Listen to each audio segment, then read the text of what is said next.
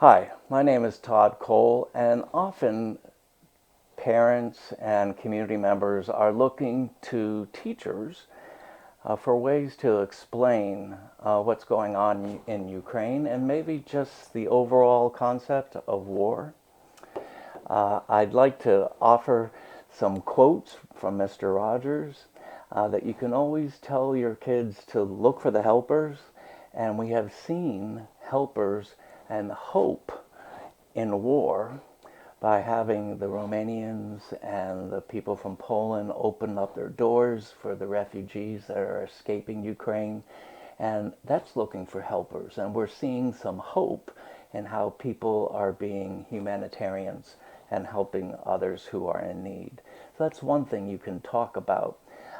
You also want to make sure that if a child talks to you or brings up the topic, don't avoid it or ignore it. Mr. Rogers says if it's mentionable, it's manageable. And so you do want to address it if they have brought it up. Of course, you want it to be age appropriate. If it's for a very young child, you could use the scenario of how would you feel if someone came into our house and took all your toys away without permission? That's a way that you can explain that, well, that's what's happening in Ukraine. People are coming in and trying to take away our land without permission, our homes without permission.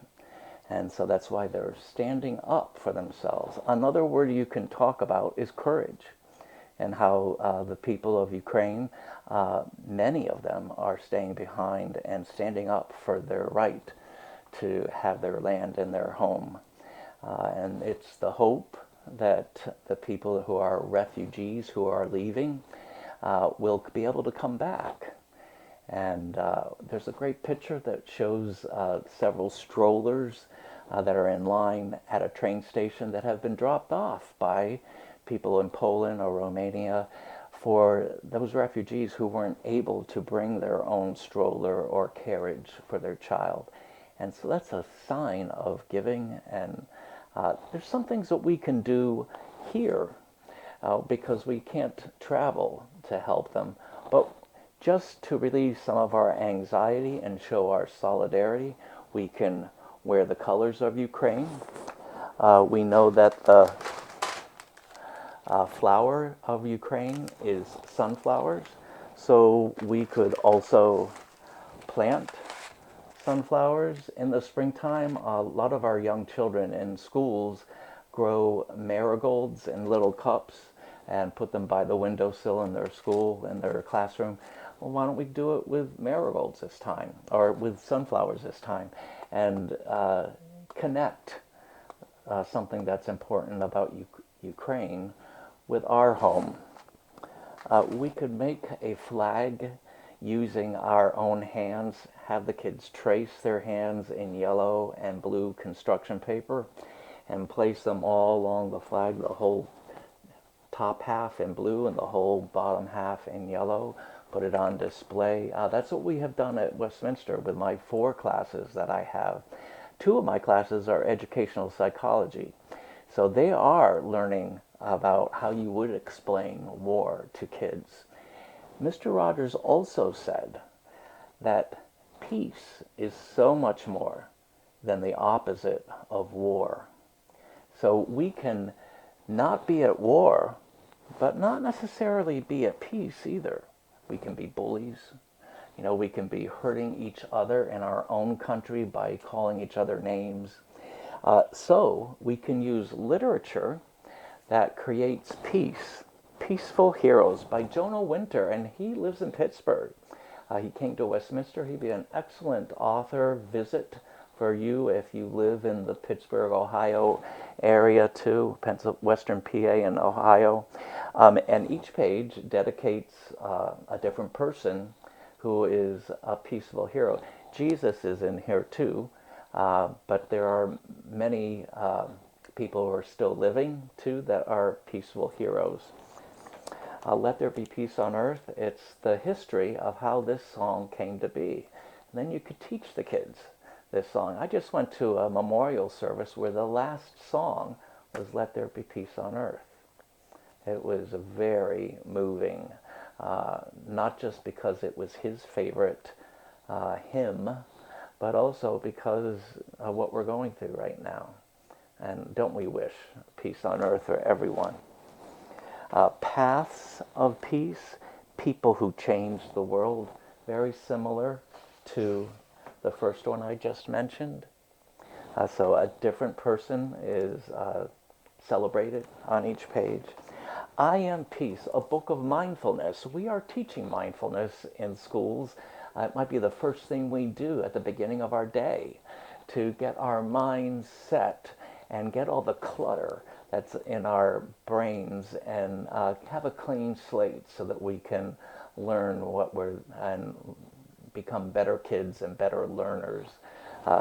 So I Am Peace, a mindfulness book. And this is, the art is by Peter Reynolds, and he's very famous for books like this too. How do you say peace? Can you say peace? And it's in all the different languages around the world. And how about sign language? Peace. Do it with me. Peace. A little peaceful spot, a story about mindfulness. So it goes with the book with Peter Reynolds. A Great Compromise. So it's teaching us about how we can resolve our differences. And when we disagree, we have to come to a compromise where someone has to give on one side and someone on the other side has to give as well. What do I do with those angry feelings? Mr. Rogers used to talk about that too. When Sophie gets angry, really, really angry, by Molly Bang. And funny that her last name is Bang, because Mr. Rogers would bang the piano when he was angry. That's how he got out his angry feelings. He also told us it's okay to feel angry. It's just how you deal with those feelings that's most important. We have to do it in a way where we aren't going to be hurting ourselves or hurting others. So, and this was a Caldecott winner. And then finally, Refugees and Migrants. And it explains what a refugee is and what a migrant is, so that kids can understand that the people that are fleeing to nearby countries from Ukraine are called refugees. They hope they can come back to their homeland, and that's what we hope too. But we're so grateful for those who have opened up their homes to these people that they don't know. But they probably realize that this could be us. So I better open up my home for these people too. So remember, there's many different ways that we can explain war to our kids. Don't avoid it. Make it age appropriate. Do something in your community. It might be just wearing the colors. It might be growing a sunflower seed. It may be making a flag.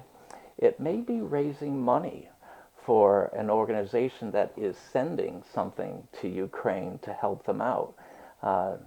Children may want to do that. There's many different ways, and use literature to lead the way, to start the conversation. Thanks for listening.